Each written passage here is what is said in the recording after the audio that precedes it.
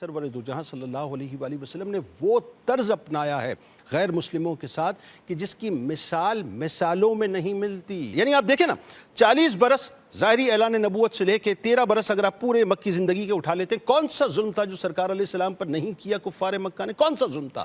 یعنی راستوں میں کانٹے بچھانے سے لے کر آپ کے جسم اتھر پر اوجڑی رکھنے تک، اور جسم اتھر پر اوجڑی رکھنے سے لے کر شیب ابی طالب کے 3 برسوں تک کی جس میں سوشل بائیکاٹ اس لیول کا تھا کہ چمڑا تک ابال کر پینا پڑا ہے رسول کریم صلی اللہ علیہ وآلہ وسلم کو، جن کے لیے پوری کائنات جن کی وجہ سے اور جن کے لیے خلق کی گئی ہے، جو جنت کے مالک ہیں.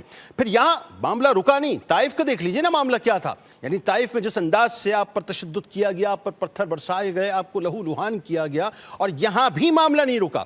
آپ کو ہجرت کرنے پہ، مکہ چھوڑنے پر مجبور کیا گیا، اور جب آپ مدینہ پاک پہ پہنچے ہیں تو مدینہ پاک میں بھی آپ کو سکون کا سانس نہیں لینے دیا گیا. پے در پے غزوات کا اور جنگوں کا اور سرایوں کا سلسلہ جو ہے وہ چلتا رہا، یہاں تک کہ سرکار مدینہ صلی اللہ علیہ وآلہ وسلم پر وہ وقت آیا کہ اللہ تعالیٰ نے آپ کو فتح مبین کی بشارت صلح حدیبیہ کے موقع پہ دی. اور صلح حدیبیہ کے موقع پہ جو فتح مبین کی آپ کو بشارت دی گئی، جب آپ نے اپنے قدم مبارک کو ایک مرتبہ پھر مکہ پاک میں رکھا تو آپ کر و فر سے داخل نہیں ہوئے تھے، انتہائی عاجزی کے ساتھ آپ داخل ہو رہے تھے، یہاں تک کہ آپ کا سر اقدس اونٹ کے کوہان پہ لگتا تھا. اور ان کو یہ معلوم تھا کہ وہ آ رہے ہیں جو کریم ابن کریم ہیں. سب کچھ کرنے کے باوجود جب سوال ہوا تو آپ نے یہی فرمایا کہ لا تثریب علیکم اليوم، آج معافی کا دن ہے، تمہیں آزاد کر دیا گیا ہے. یہ غیر مسلموں کے ساتھ رسول کریم صلی اللہ علیہ وآلہ وسلم کا طرز تھا. یہ صرف غیر مسلم نہ تھے، یہ وہ تھے جو جانی دشمن تھے کہ جنہوں نے شہید کرنے کی حتی الامکان کوشش کی سرکار مدینہ صلی اللہ علیہ وآلہ وسلم کو.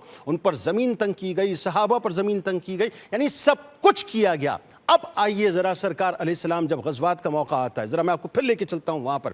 تو آپ کے ذہن میں ہے غزوہ احد کا موقع، رسول کریم صلی اللہ علیہ وآلہ وسلم کے دندان مبارک شہید ہوئے تھے، سرکار علیہ السلام لہو لہان ہوئے تھے. اس وقت صحابہ نے کیا عرض کیا تھا؟ یا رسول اللہ ان کے خلاف بددعا کر دیجئے. وہ غیر مسلم تھے، اور کمال یہ کہ دشمن بھی تھے، اور کمال یہ تھا، اس پہ ترا یہ تھا کہ دشمن بھی وہ تھے جو جان کے در پہ تھے اور میدان جنگ میں تھے. اس وقت سرکار علیہ السلام کے جملے کیا تھے کہ میں لعنت کرنے والا بنا کر نہیں بھیجا گیا بلکہ میں رحمت بنا کر بھیجا گیا ہوں. یہ طرز تھا غیر مسلموں کے ساتھ سرکار کا. اور بتلاؤں آپ کو، غزوہ بدر میں آ جائیے نا، چلے آ جائیے اور آئیے ذرا غزوہ بدر میں چلتے. حق و باطل کا پہلا مارکا ہے نا، اس سے پہلے ہے نا. اب ذرا غزوہ بدر کی مثال لے لیجئے، احد کی مثال تو بعد میں آتی ہے.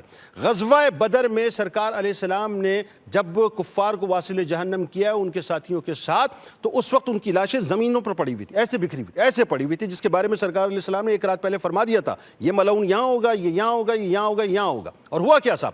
ہونا تو یہ چاہیے تھا، کیونکہ everything is fair in love and war, یہ کلیہ ہے دنیا کا، اور آج بھی وہی کلیہ جو ہے اپنایا جا رہا ہے فلسطین کے اندر، دیکھ لیجیے آپ. لیکن سرکار علیہ السلام نے غیر مسلم دشمنوں جو کہ واصل جہنم کیے جا چکے ہیں، ان کی باڈیز تک کی توقیر کی، کہ حکم دیا کہ ان کو کنویں کے اندر دفنا دیا جائے. اور بتلاؤں آپ کو، جو قیدی بنا کر لائے گئے تھے ان کے ساتھ کیا کیا گیا؟ آپ ذرا سوچیں نا.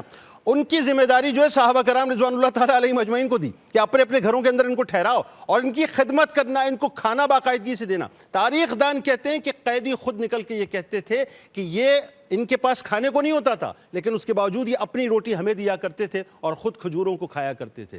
رسول کریم صلی اللہ علیہ وآلہ وسلم نے جو معاہدات کیے ہیں ذرا اس کی بھی تو بات کیجئے نا. یعنی دنیا کا پہلا ریٹن کانٹریکٹ کیا تھا؟ میثاق مدینہ تھا. میثاق مدینہ کیا تھا؟ یعنی ان کے مال، جان، عزت، آبرو کی محافظت سرکار مدینہ صلی اللہ علیہ وآلہ وسلم نے مدینے کی ریاست کی سربراہ کی حیثیت سے دی تھی. اور ایسی دی تھی صاحب کہ ان کو یہ بتلایا تھا کہ تم آزاد ہو اپنے مذہب کے معاملے میں، تم آزاد ہو اپنی سیاست کے معاملے میں، تم آزاد ہو اپنی سماجیات کے معاملے میں، تم آزاد ہو اپنی معاشرت کے معاملے میں، اور تمہارے تحفظ کی ضمانت مسلمانوں کے ذمے، مسلم ریاست کے ذمے، اور تمہارے حقوق وہی ہیں، یعنی ایک ذمے کے طور پہ جو کہ مسلمانوں کے حقوق ہیں. یہ نبی کریم صلی اللہ علیہ وآلہ وسلم کا طرز تھا غیر مسلموں کے ساتھ. نجران کے عیسائیوں کے ساتھ سرکار نے کیا کیا تھا؟ وہ تو موبائل لے کے آئے تھے، موبائلے کے لیے آئے تھے نا، وہ تو سرکار علیہ السلام سے ون آن ون ہونے کے لیے آئے تھے. لیکن سرکار علیہ السلام نے ان کے ساتھ بھی ایگریمنٹ کیا اور ان کو بھی ان کے جان، مال، عزت، آبرو کی اور ان کی عبادت گاہوں عبداللہوں کی اور ان کے تمام جتنے بھی راہب تھے سب کو جو ہے مکمل طور پہ امان بھی دی اور ان کو مکمل طور پہ تحفظ بھی دیا، ان کو آزادی بھی دی۔ بتلانا یہ چاہتا ہوں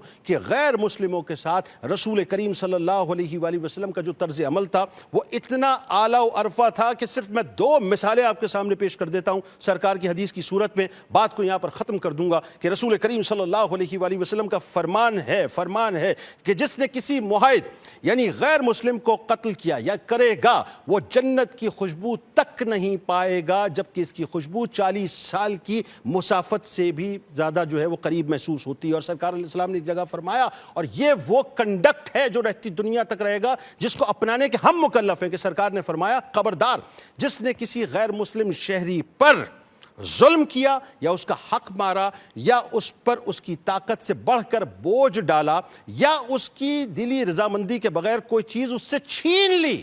کتنی باتیں سرکار نے فرما دی، اب جملہ سنیے سرکار کیا فرما رہے ہیں۔ سرکار فرماتے ہیں تو قیامت کے دن میں اس کی طرف سے جھگڑا کروں گا، یعنی یہ غیر مسلموں کے لیے سرکار علیہ السلام کا حسن سلوک تھا کہ کوئی جنازہ گزر جائے یہودی کا تو میرے سرکار انسانیت کے ناطے کھڑے ہو جایا کرتے تھے، یہ غیر مسلموں کے ساتھ میرے سرکار کا سلوک تھا۔